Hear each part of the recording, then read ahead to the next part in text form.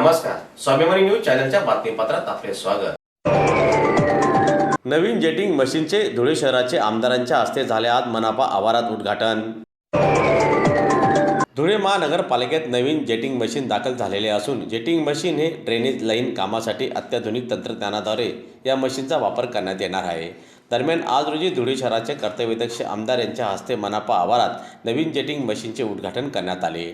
दरम्यान या उद्घाटनाप्रसंगी मनपा आयुक्त तथा प्रशासक अमिता दगडे पाटील मॅडम, उपायुक्त हेमंत निकम, रावसाहेब भोगले, राजेश वसावे, लक्ष्मण पाटील, चंद्रकांत जाधव, स्वच्छता निरीक्षक संदीप मोरे यांच्यासह मनपातील अधिकारी उपस्थित होते।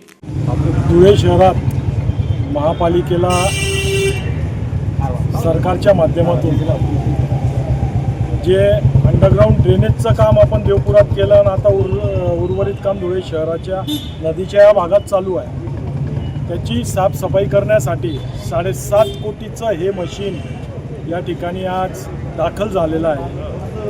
विशेष म्हणजे अशा 2 मशीन येत आहे, हे 7.5 टनाचं आहे आणि याच्यापेक्षा अजून एक मोठं मशीन जे 18-19 करोडचं आहे, ते मशीन पण कंपनीतनं निघालेलं आहे, ते या ठिकाणी येतं।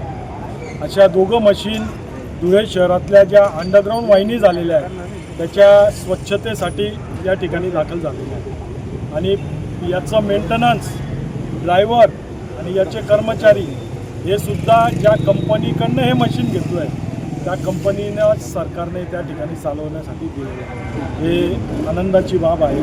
धुळे शहराच्या विकासासाठी, धुळे शहराच्या सर्वांगीण विकासासाठी हे मशीन या ठिकाणी दाखल झालेलं आहे।